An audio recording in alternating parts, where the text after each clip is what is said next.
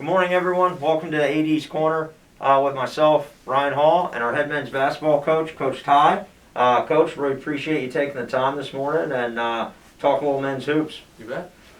So, Coach, we're about at the midpoint of the season as far as conference goes, and you've gone through everybody once now, and then starting with some road games this week, and we'll enter the second half of conference play.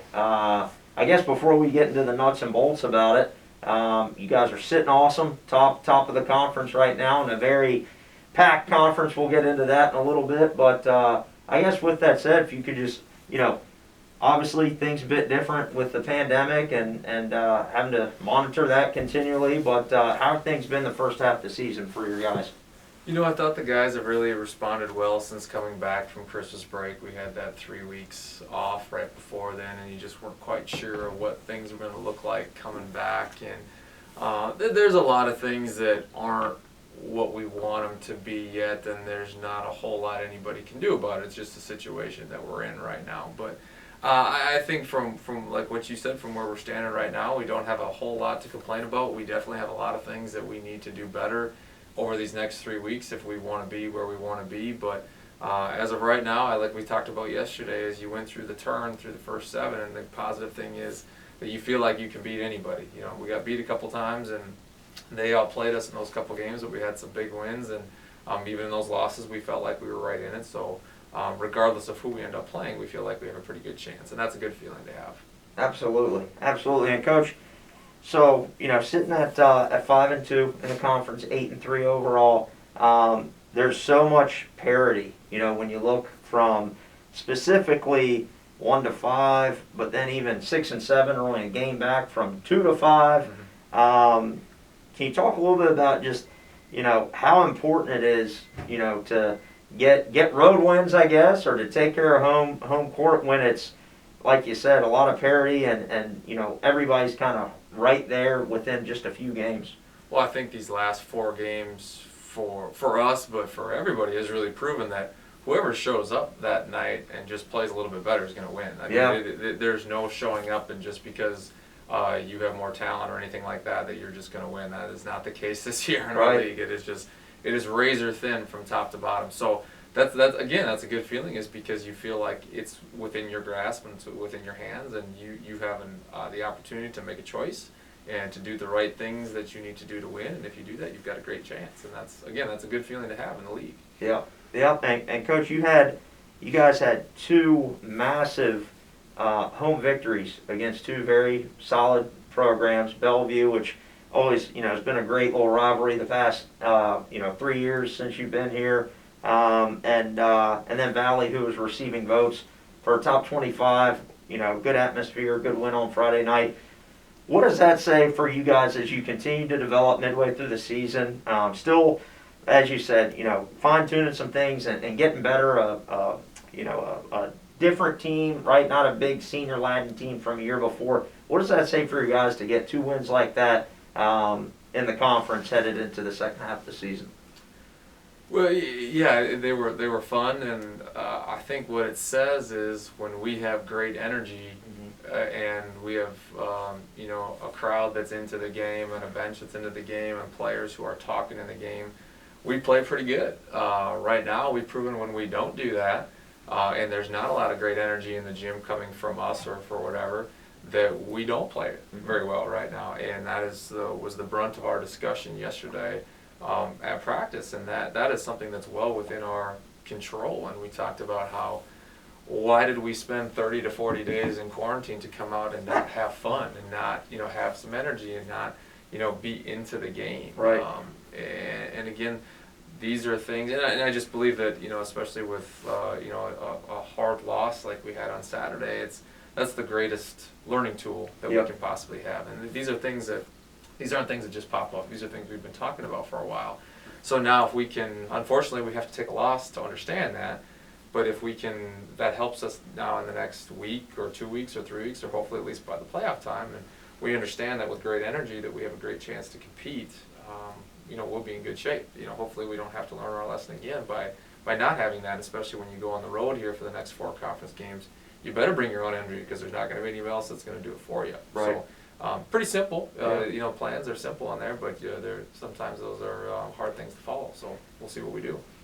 Coach, one thing that's one of many things that's amazed me about you as a coach coming in is just you're such a detailed X's and O's guy, right?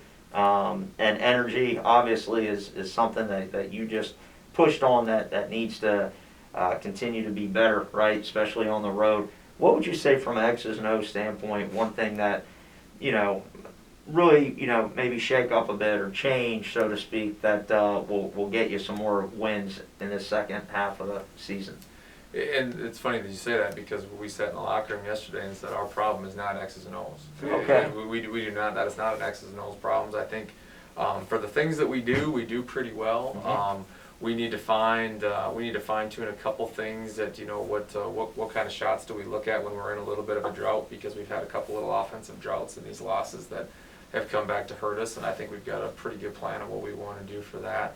And then it's just about doing what we do and doing it better. Mm-hmm. Really, you're not going to make huge changes 3 weeks left in the season in what you do. It's when you try and do that, that's when you spread yourself really thin, and then you're not really good. You're average at everything instead of great at anything. Right. And again, I think it gets forgotten sometimes that we're playing these teams that have played 20, 21, 22 games, and we played 11. Yeah, right. We're still in the maturation process. We're still in December. Yeah, right. with all that. So we're still trying for some of these new guys to understand, the nuances in what we do. And I thought in the Valley game, we made so much better reads in our offense of what we've done.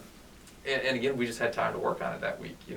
We've been so focused on big picture stuff because we've had to start over all these times. We haven't got to focus on the little details of what I think has made our program, pretty good over the last couple of years. So now as we get to these next couple of weeks, we can focus on some of these smaller details, not necessarily making big changes, but just being better at what we do. And I think that will help us with that. But like we talked about yesterday, we got to protect our culture. And our culture is that we always have great energy, we're great teammates, we're coachable, we're positive. We got to protect that, and if we can do all that stuff, we give ourselves a chance. Absolutely. And Coach, talk about great teammates. It seems like every time on the floor, you have a couple, no, more than a couple, a chunk of different pieces that can step up.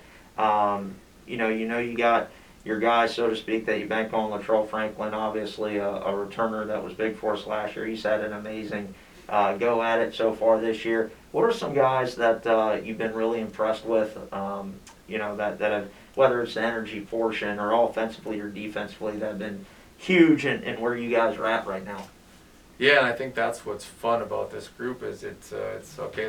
There's 9 or 10 guys. Who's it going to be that's going to step up today? Yeah. I think we all need to be a little more consistent across the board, and never too high, never too low. And sometimes you take an 8 out of a 1 out of 10 instead of a 10 one night and a 5 one night, that kind of thing. But I think Winder Joseph has really provided a spark for us. We talked about yesterday that it's hard to come off the bench sometimes because you sit down, you get warmed up, then you sit down, and you got to watch it, then you got to come in and you call it what it is. You got to perform right away, and you can't come in and make mistakes. And I thought he's come in and he just plays so doggone hard, and he's only going to get so much better as we can work on his fundamentals and things. And his shot has improved so much since he's got here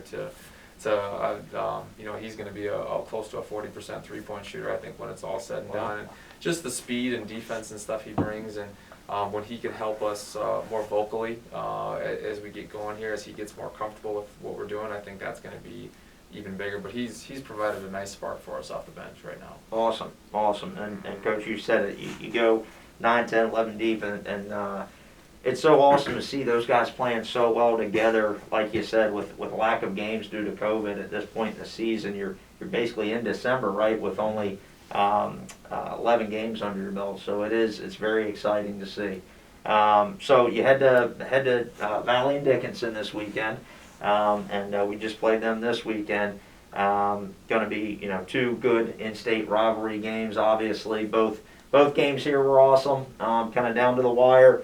But then we come back for alumni weekend, and I know you've been doing alumni weekend, and it's been a great showing, and it's awesome to see the tradition really come alive when those guys come back. Can you talk a little bit about Alumni Weekend? Yeah, I think it's February 11th and 12th when Viterbo and Waldorf come back to town, and it's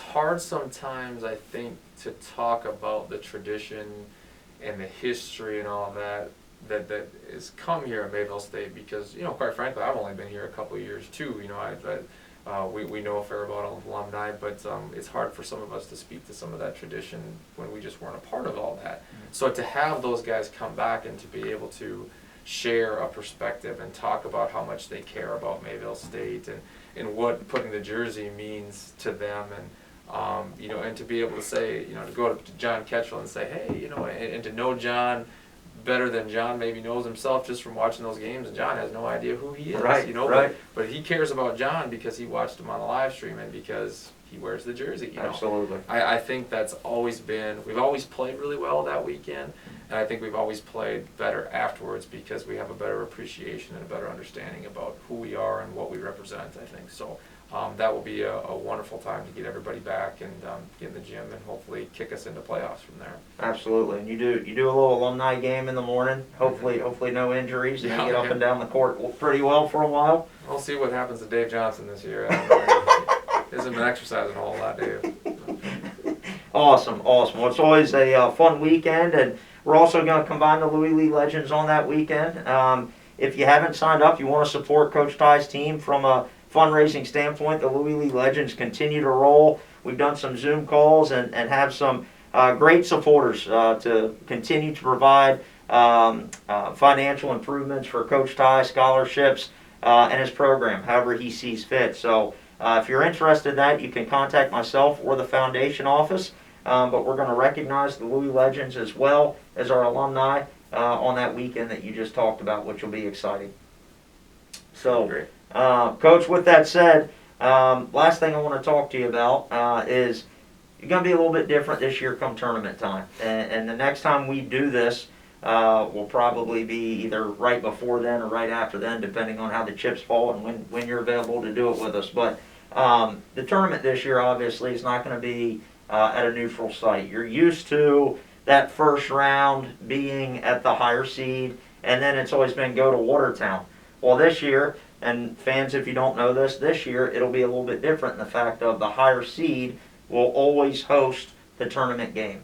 So, if the playoffs were to start today, you guys would be the host team as long as you keep winning. How much different do you think that's going to be moving forward, and what kind of challenges will that provide to win the tournament as opposed to what it's been the past few years? Yeah, it's going to be extremely different. Our first year, 17-18, that was what it was, and we traveled. We played Waldorf in the last regular season game, and we lost, and that was for the 4 or 5 seed, so we became the 5 seed, so we came right back to Waldorf a couple days later, and we're lucky enough to win, and then we went down to Omaha, and the semifinal games and the final games were both at the high seed, so they were both in Bellevue that time. But so we were on the road something like, I don't know, 10 out of 12 days or something. Wow. Like 10 out of 13 days, whatever it was. But it's going to be different. And the neutral site, sometimes, there's no advantage to one team or the other. So again, it just kind of comes out to who plays a little bit better. And now you're going to have to throw in home court advantage there. And like you said before, we might be in first place right now, but we're 2 games away from the 7th seed right now too. Right. So it's just razor thin. So every game is just so important moving forward. And I don't know, I haven't looked far enough ahead to talk about what the days and the playoff schedule look like, but it's a Tuesday, Thursday, Saturday. So you're talking about quick travel time. So you happen to be the 5 or the 6, and you go on a little bit of run, you could be going to Bellevue and then to Viterbo and then to Dickinson or wherever else at that point. You could be talking about some very long trips in between there. So the team that can just stay at home and sleep in their own beds is going to have a little bit of advantage there for sure. Awesome. Well, Coach, it's been awesome watching your guys, continue to improve and play together in such a exciting and respectful and hardworking product you put out on the floor. Good luck second half conference season. Friday, Saturday, we will travel to Dickinson and Valley, and then got some home tilts coming up right after that. So, Coach, good luck to you, and look forward to having one more show around conference time. Thank you very much.